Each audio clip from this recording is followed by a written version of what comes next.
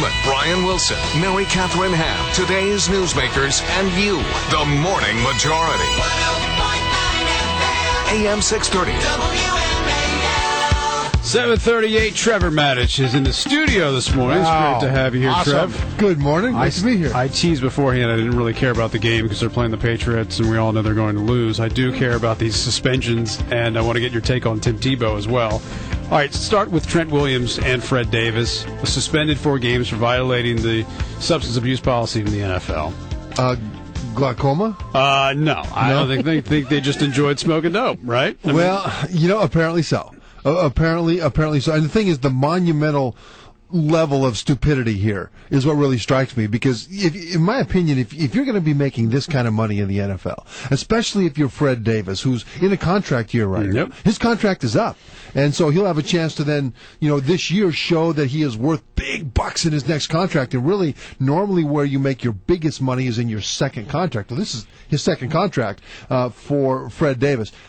To throw that away, to jeopardize that for this reason is just stupid. It's also so disrespectful to your teammates, because these are really the 2 best players on offense that the Redskins have outside of Santana Moss, and so they let them down as well. And when it comes down to it, it just seems to make sense that if you were going to map out your drug use during life as an NFL player, that you would just save up your money and put it into a bank account over here, and then after the season you can go hang out with some rock group in Thailand and smoke to your heart's content. But don't do it now. There's too much to lose. Actually, don't do it ever.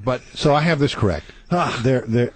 Each of these guys had 3 strikes before they were out. Yeah, on the third strike, the third positive test, the NFL can suspend you for a year. But in this case, because of the scenario with the lockout, there was a negotiation between the NFL Players Association and the NFL that the players that got caught during this time would only be suspended for 4 games. But they had 2 times before to know that they were on thin ice, right? At least 2. At least 2 positive. 2, yeah. Well, and this is the thing that drives me nuts. I mean, I honestly think that if Shanahan wants to really send the message about team discipline and about being for the team and not for yourself, he lets these 2 guys go. I mean, I know look, the season's lost anyway. If you have any hope of getting a team that goes forward with a winning tradition, you've got to change the culture. This would certainly send a message, would it not?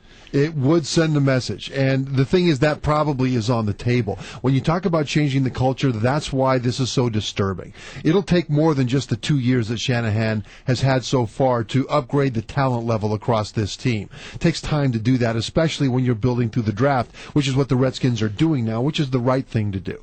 But you can change the culture. You can change the attitude in 2 years. And it seemed like they had done that. Yeah. All of a sudden now it seems like we thought they had done that, and there's still a rotten core in there. Now here's the thing.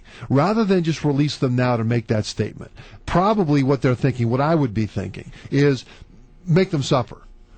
Put them through the ropes, especially in the off season. Let the other teammates see that they are going above and beyond, and in terms of extra running, extra weights, extra everything, and they're doing the things they need to do to get back into the good graces of the team. If they do that, then both things have been served. The talent is still there, and the culture is preserved because they have paid a price. Look, whether you like it or not, they're still the 2 best probably offensive players on the team. You can't just say, go away forever, we're going to cut you because of this. I mean, that's just the honest truth about it in the NFL. I mean, other franchises have had similar situations where guys that make off-the-field problems for themselves, and they still wind up staying on the team because they're good. It's kind of capitalism, right, to an extent. What it is salary capism. Yeah.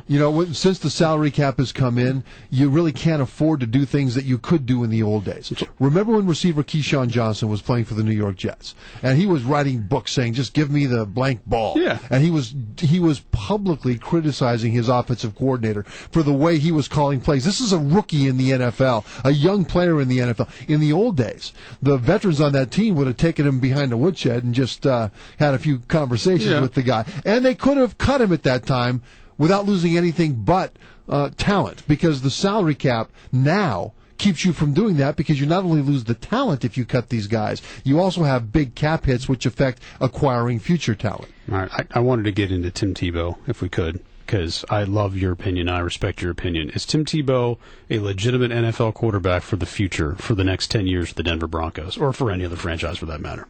Without question, maybe. Yeah, and that's how I feel. Yeah, that's how I feel. You make a great politician. Yes, I do. Here in Washington, D.C. Sign me up. Here's the thing.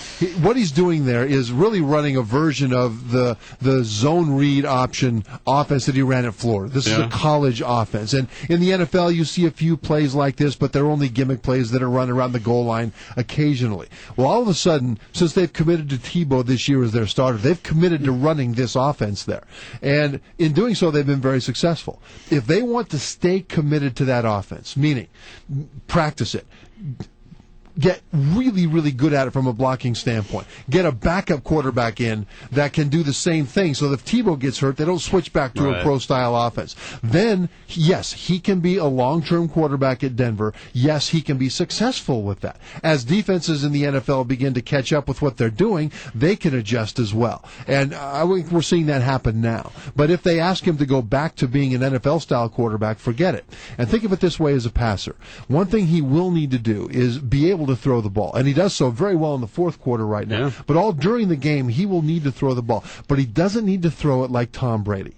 Precision, timing, 30, 40 times again. He needs to throw it like Georgia Tech. Every once in a while, play action pass, throw the ball way up into the sky, let it come down 30 yards down the field to a 6'5" tall wide receiver who can jump out of the stadium and go catch it one-on-one. If he can do that, then yes, he can be successful. All I'm saying about the guy is he wins. He finds a way to win. He finds a way to win, and I will tell you this, that whether or not you like him personally, whether or not you like his displays publicly of his faith, whether or not you think he can be an NFL quarterback long term, I don't think there's any way you can deny that you must admire that he sticks to his guns. 7:44 on WMAL. Thanks, Trev. Thanks.